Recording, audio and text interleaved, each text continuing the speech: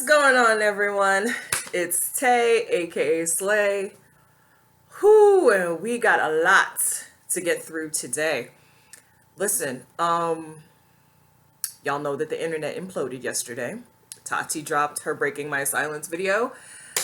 And what I'm choosing to do, because I have bigger fish to fry, bigger Trish to fry, more specifically, I'm going to give you a brief synopsis of my thoughts on Tati's video, because there are so many videos already out there giving breakdowns of her 40-minute opus. I feel like I'd be repeating what my peers have said because I feel damn near the exact same way.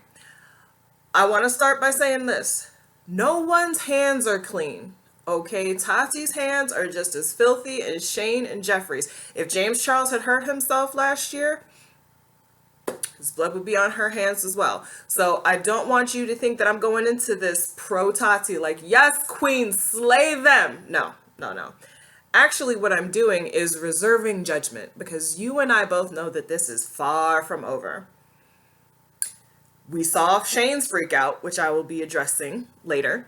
Jeffree is just out here living his best life, not really saying anything, while his friends being roasted continually for the last week. So we know that something gonna happen. So allow me to share briefly my thoughts on Tati's video, and then I'll get into Miss Trish. As I said before, I am reserving judgment. There is a part of me that deeply wants to believe that everything Tati said is factual. The fact that she has lawyered up, prepared this statement, ran that statement through her team, and she says this is all I can say legally. That added some weight to it for me, as some of my peers have said. That must mean that she has credible evidence. But I'm not sitting here like, yep, right there. A lot of what she said felt credible because of what we know of Jeffree and Shane. But there are three sides to every story. His side, her side, and the truth. Keep that in mind. One thing that has really irritated me about this whole situation is the fact that people keep bringing up Tati's age. So you know what I did before I sat down to film this video? I Googled Tati's birthday. And I found out that Tati is really only 7 weeks older than me. Tati and I are both 38 years old. Now, yes, some people can say, well, she was old enough to know better. She should have acted like an adult and handled this. Yes, all of that I completely agree with. However, to say that because of her age, she shouldn't have been able to be manipulated, we're not going to go there.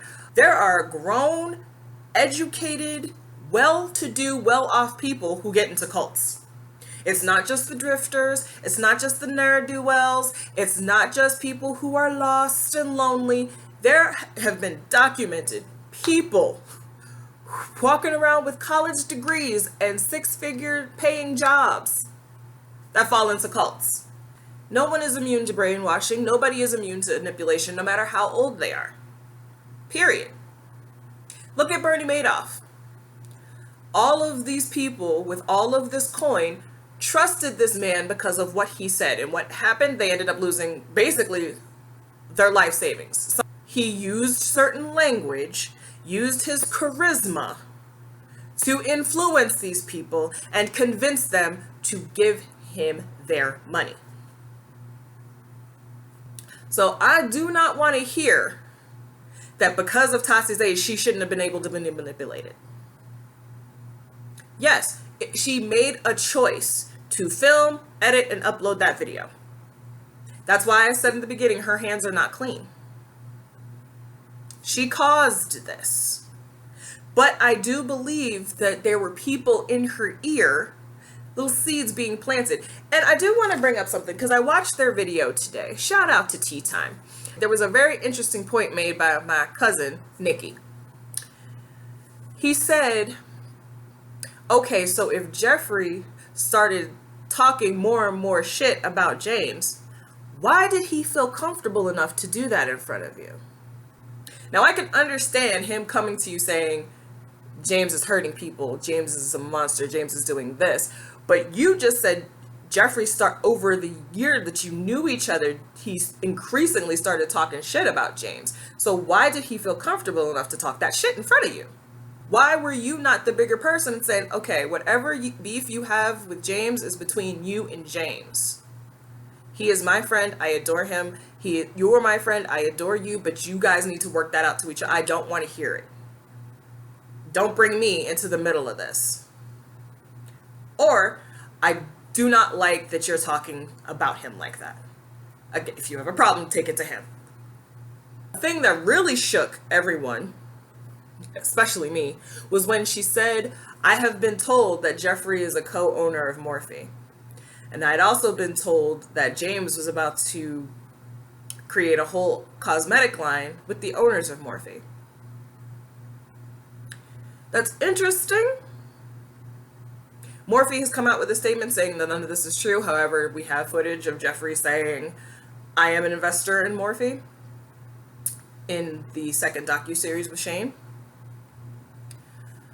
People have been saying, well, that doesn't make sense because James' palette stopped time. It revolutionized the beauty world. That is very interesting to think about and to ponder, because that doesn't make sense. Why would he want to take out somebody that's bringing him in all this money?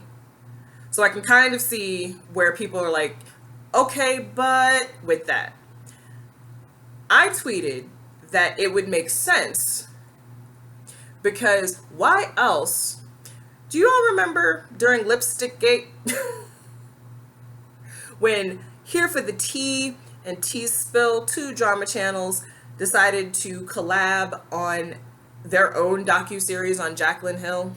Jeffree slid into Tea Spill's DMs and was like, hey, do you want to be responsible for the deterioration of someone's mental health? And do you want to be responsible for this person causing harm to themselves? I'm just asking for a friend.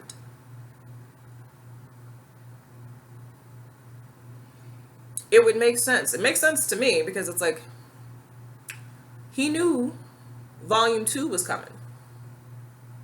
And he wanted to secure that coin. So it's like, hey, I need you guys to stop making this docuseries because I don't need public perception to further tank as far as Jaclyn goes. I need to buy another Pomeranian. Can y'all not? Thanks. That's, but again, there's a lot of speculation around that. Morphe's come out and released that statement. Like, let me briefly touch on Shane Dawson and Rylan Adams' reactions. Listen, why is it that y'all have nothing to say? Neither of you had anything to say when Jada Pinkett Smith and Jaden Smith called Shane out for his disgusting act caught on camera. You had nothing to say about these other clips coming out showing inappropriate behavior towards young children. Radio silence, because you figured your taking accountability video was enough. But Tati uploads, and the first thing you do is go on IG Live. The smartest thing Rylan did was tell you to turn it off, Shane. Because the most disgusting thing to me was when Tati admitted to being a victim and you rolled your eyes, started to say who cares, but caught yourself and then called her manipulative. That right there, Shane, lets me know that everything that is happening to you, you deserve. You deserve, my dude. How dare you? How dare you call somebody a liar? I can only imagine, because none of us had any idea, I can only imagine how painful it was for her to utter those words. If I wasn't disgusted with you before, I'm more disgusted with you now. And Rylan had the nerve to tweet about Tati. However, you're living with a toxic human being who has this history of disgusting behavior and don't have anything to say defending your man then. But you want to defend him from Tati? Sit down, boo. Please sit down. Now let me get to the heart of the matter. If you followed me on this channel for a while, you know that I am not a fan of Trisha Paytas. Never really have been, but definitely not after her little stunt with dissociative identity disorder. And we gonna get into that right now. Because I watched, thanks to Randy Savage, I watched your little The Dish with Trish podcast that you posted yesterday, which was a complete departure from your response to Tati's video that you posted later that day. And I love how you took accountability on your podcast, but not on your channel. So you're not slick, Trisha. You're not slick at all. See, you were like, I apologize for, I appreciate that everybody's being held accountable now. I apologize for the things that I've done. I just loved being a troll. I trolled so much. You basically wanted to be the female Andy Kaufman. You were like, I loved the way that he was just enjoying when people got upset, and in the end, in the beginning, that's what I loved too, and then I realized I didn't want to do it anymore. Okay, but you keep doing it. See, the only apologies we're accepting in 2020 and beyond is changed behavior. That's why we're getting on Shane. That's why we're getting on Jeffree. That's why we stay on you, because you keep up the same disgusting patterns of behavior. Do you hear me? You all have not changed. And trust me, when we're done with Shane, when we're done with Jeffree, we're coming for you, because we have not forgotten about you, boo. We haven't forgotten about you at all. I definitely haven't. If nobody else calls you out, you know Tay Delvell is going to be right there. With you, I had to speak out because of my mother's experience. I, as a black woman, have to speak out because you continually disrespect the black community. You've done it several times. You said specifically, I know these things were wrong now. You knew those things were wrong when you did them. And you want to know how I know you knew they were wrong? Because you kept doing them. So you're one of those people who's like, all publicity is good publicity. You keep embroiling yourself in controversy to keep your name in people's mouths and to stay relevant and to keep those numbers inching up, because you don't know any other way to make money. We're not dumb, Trisha. Wearing the box braid wig, you knew wearing the lock wig was wrong because women who look like me told you it was wrong. And you didn't care. You laughed about it. You were just like, it's just hair. Oh my God, how can this make me racist? When we tried to school you on cultural appropriation and how that was harmful to black women, you didn't give a fuck. 0 fucks were given by Trisha Paytas. Want to know how we know you didn't give a fuck? Because you did it more than once. Steadily rapping the N-word, but it's in a song. You know that you have no right to say that word. And you did it anyway.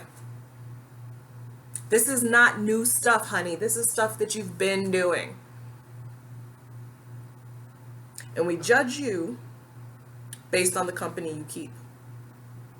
Because birds of a feather flock together. And you have these people with racist pasts, calling them your good friends, your good Judies, having them over for your social distancing birthday party. And you know what's funny to me? You are doing the absolute most. Actually, put a pin in that. I'm going to come back to that. You knew. If you didn't know when you recorded it, you knew shortly after that you claiming to have DID was wrong. And you want to know, again, how we know that you didn't care that it was wrong? You kept doing it. You filmed a video where you switched on camera. You uploaded 3 videos with the same title on 3 different days, trying to perpetuate the stereotype. Yet another harmful stereotype. You didn't care. All you cared about was clicks and views, and you knew that stirring up controversy was going to do it for you.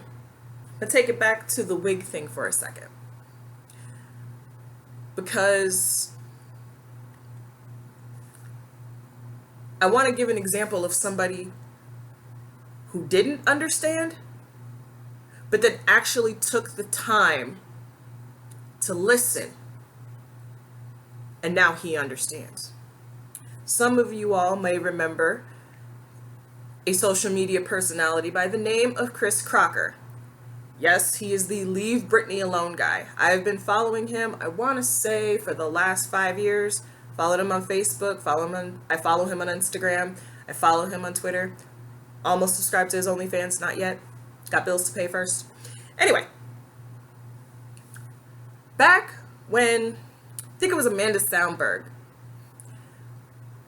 responded to Kylie Jenner in her Instagram post with her wearing cornrows, Chris Crocker put up his own Instagram post, and it was a collage of white artists who were wearing African American protective styles. We had Justin Timberlake wearing cornrows. We had Christina Aguilera in cornrows, Christina Aguilera wearing box braids. And he was like, where was your rage then? And I commented. I said, listen, our rage has always been there. No one's listening to us. Here is the issue with cultural appropriation. And there are tons of videos everywhere about it. Now that people want to educate themselves, please understand, take the time to understand why this is harmful. If you still do not understand, it's not just hair. I want you to Google, you and Trisha, I want you to Google professional hairstyles and then Google unprofessional hairstyles and tell me what you see. For those of you who are too lazy to do it, I'll tell you. When you Google unprofessional hairstyles, what you will see is black people wearing their hair in either protective styles or the way their hair comes out of their hair naturally. You might be saying, well, Tay, you're sitting there wearing a blonde wig. First of all, there are people who are naturally blonde in this world. Don't get it twisted. Number two, there's a little thing called assimilation. Black people have been told for generations that their hair is ugly, that it is unkempt, it's dirty, and that the only way for them to be accepted into society is for them to change our hair. The only way to be seen as beautiful, the only way to have any modicum of success is for us to change the way we were born. I relaxed my hair every month from the age of 6 up until, I want to say, 5 or 6 years ago.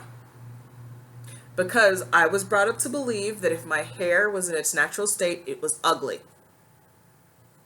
At my last job, I had a guy ask me, I mentioned him in my office creep video, had him ask me if the reason I wore wigs was because I was afraid I would lose my job if I wore my hair out natural. That's the problem. But the way I described it to Chris Crocker was, listen, I think the greatest example is the Kardashians. You have these women who have children with black men who, again, appropriate black culture, have made their bodies to look like black women. However, when issues happen, when black people are harmed and hurt, they're silent. So you can enjoy our food, you can enjoy our music, you can enjoy our art and our craft and our hairstyles, but we need you in the fight when shit goes down. And that's what I'm loving to see from this current movement. And while I'm speaking about this current movement, let me get into that for a second. Trisha Paytas, what you're not going to do is weaponize Black Lives Matter. What you're not going to do is use the names of Breonna Taylor and George Floyd or any other black person, black or brown person who has been murdered at the hands of police. You're not going to use them to deflect from what's happening with Shane. You're not going to use them against Tati, sitting up in your house talking, when has Tati talked about Black Lives Matter? Now you choose to speak up? Why didn't you tweet about Breonna Taylor? Bitch, you have never cared about black lives. Everything I just mentioned you did to hurt black women. And when we came to you, you laughed at us and continued to do it. You have never, ever cared about us. Don't pretend to care now because your friend's feet are being held to the fire. And let's take the pin out of that. You are doing the most. You are doing the absolute most for someone who has never come to your defense when you were being roasted, when you were being dealt with over your little DID stunt. Shane stayed quiet. I asked in my videos, where are your friends at? Jeffree said it on the Mom's podcast. Oh, do you want me to cancel my friend? And now we know he was never your friend, boo. You confirmed that while you were in Vegas with him, he was talking all kinds of shit about you, making you feel less than, and you went home in tears. Turning on your camera and saying, and you said it more than once. You said it continually through the video. Black Lives Matter. When has she talked about Black Lives Matter? So I ask you again, when have you ever cared about Black lives? Keep the names of slain Black and brown people out of your mouth unless you're willing to honestly educate yourself and truly use your privilege to speak up for Black lives. I found it funny that while I was watching your reaction to Tati's video, you were like, is all people have is YouTube. Sweetheart, over on The Dish with Trish, you said social media was your life. You said that was all you have because you live alone. You don't really have any friends. You cataloged your day and how much time you spend on each social media platform. So who are you to ask if all people have is YouTube? Especially people who were stuck in the house during a pandemic. I need you to sit the hell down. There was a thought that you expressed that surprisingly I did agree with. You said, hey, in response to Tati saying that Jeffree has dirt on everybody. And you were like, hey, why don't we stop being shitty people behind the scenes? Why don't we stop being racist behind the scenes? I stand 100% with you on that. How about we also stop perpetuating and supporting racist behavior? How about we stop hanging out and calling racists family? You were like, I'm not defending anything Shane does. Everything that's come out about Shane, I don't condone it. It's disgusting, but he's my family. I'll always love him. I can understand that because my brother is one of my favorite people on this earth. But a month and a half ago, I found out he did something that makes me want to bash his teeth in the next time I see him. I still love my brother with all of my heart. But if you think I'm not going to call him on his bullshit and let him have it with both barrels, because what I think he did is completely unacceptable, you don't know me very well. You don't know me at all. But oh yes, he will be hearing from little sister. And that's what we asked for your friends to do for you. Because you want to know why we asked them to do these things? Because we believe that real friends intervene and stop you from doing stupid bullshit.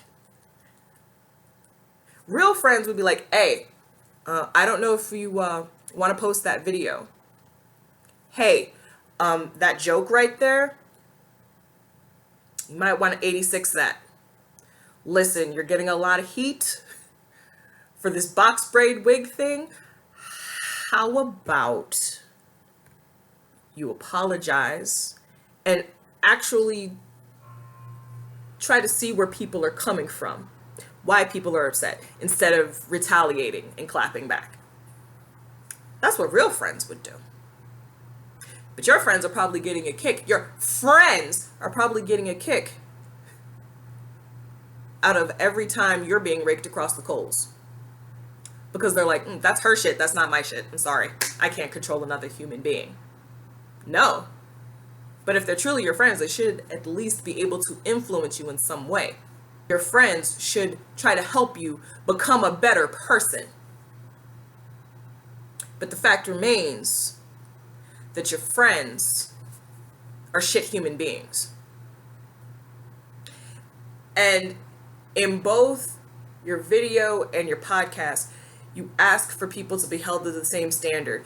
You talk about the photo shoot that Willow Smith did when she was 13, where she was posed in bed with a 20-year-old, you may not spend a lot of time, actually, from the way you behave, I know you don't spend a lot of time on Black Twitter, because if you did, you would already know that Will and Jada were raked across the coals. They got all kinds of backlash for allowing Willow to be in that position. Jada even tried to justify, it's like, it's art. We were in the room. That's a friend of the family. We didn't care. We were like, so what? That's inappropriate. Shouldn't have been done. Do better as parents. Oh, we gave them all kind of hell for that. If you had friends that don't look like you, you would know that. You would know that. Also, you want the vlog squad to be held accountable for their past. Listen, do you not remember when you dropped that bombshell on Brandon Cavillo last year? And that PR tour he and his girlfriend had to go on because you exposed the fact that he was sleeping with her when she was 17? Was that not him being held accountable? And you complain that people aren't listening to you as you're raising these concerns.